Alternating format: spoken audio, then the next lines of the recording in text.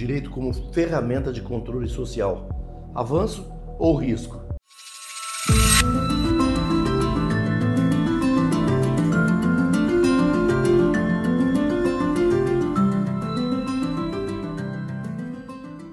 Desde que o ser humano passou a viver em grupos organizados, tornou-se necessário estabelecer mecanismos para regular comportamentos e prevenir conflitos, para evitar que a lei do mais forte prevalecesse sobre a do mais fraco. O direito, então, surgiu como uma dessas ferramentas, talvez a mais sofisticada de controle social. Ela define condutas permitidas e proibidas, estabelece sanções e cria incentivos para a convivência pacífica. Mas a mesma estrutura que promove ordem e segurança pode, em determinados contextos, se transformar em instrumento de opressão e desigualdade. O controle social, quando exercido pelo direito, possui um caráter normativo e coercitivo. As normas jurídicas não apenas orientam condutas, mas também impõem restrições à liberdade individual. Em um Estado democrático de direito, essa restrição deve ser legítima, proporcional e fundamentada em princípios constitucionais. Quando respeita esses limites, o direito atua como avanço civilizatório, protegendo direitos e evitando que o poder seja exercido de forma arbitrária. O risco aparece quando o controle social se afasta da legitimidade e da proporcionalidade. Leis injustas, interpretações enviesadas ou aplicação seletiva das normas transformam o direito em ferramenta de dominação. Nesses casos, a norma deixa de servir ao pacto social e passa, então, a atender interesses específicos, rompendo o equilíbrio que deveria sustentar a ordem jurídica. Se você gosta de conteúdos como este, se inscreva no canal para receber semanalmente vídeos assim. Aqui, construímos um espaço de formação, reflexão e excelência para quem entende que em direito, a autoridade se conquista com conhecimento, com postura, ética e coragem. E é nesse ponto que a figura do magistrado se torna central.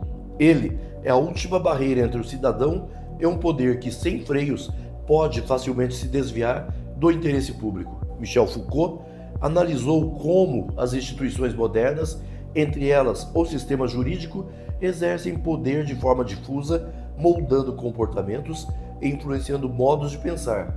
Para ele, o controle social não se limita a sanções formais, mas permeia o cotidiano, estabelecendo padrões que as pessoas seguem quase automaticamente, sem questionar. É um poder que se infiltra nos hábitos, na linguagem e até na percepção que é natural. No judiciário, essa reflexão é essencial para que o magistrado não se torne mero executor de um poder disciplinador, mas sim guardião dos limites desse poder. A história fornece exemplos eloquentes de como o controle social pode ser desvirtuado. Regimes autoritários do século XX, muitos deles com aparente formalidade legal, utilizaram o direito para institucionalizar perseguições, censura e supressão de liberdades. Nesse cenário, leis eram redigidas e aplicadas com precisão técnica, mas sua função real era consolidar um poder legítimo.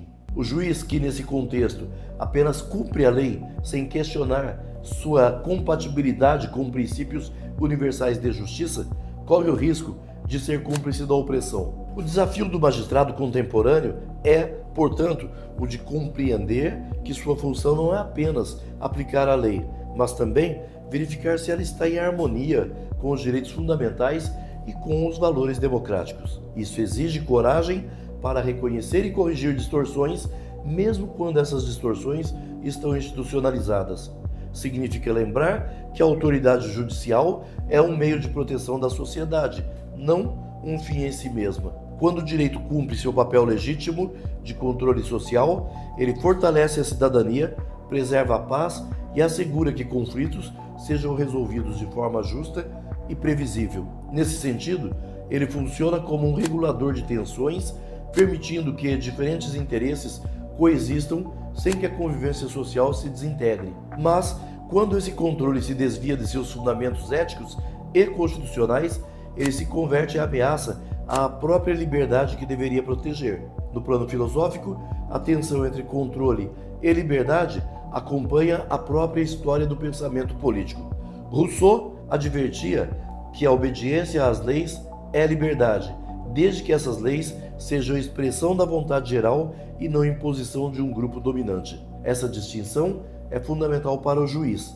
Ele deve zelar para que as leis reflitam, na medida do possível, um pacto legítimo entre governantes e governados, e não apenas a vontade de quem detém o poder naquele momento. Por isso, o magistrado precisa exercer uma vigilância dupla sobre aqueles que descumprem a lei e sobre o próprio sistema que a aplica. Um juiz, atento a esse equilíbrio, impede que o direito seja capturado por interesses estranhos ao bem comum.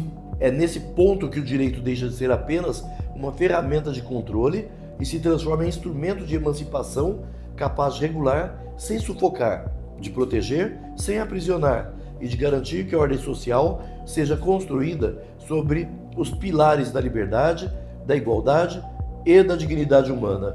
Gostou desse vídeo? Deixe seu like e não esqueça de se inscrever no canal para receber semanalmente conteúdos como este.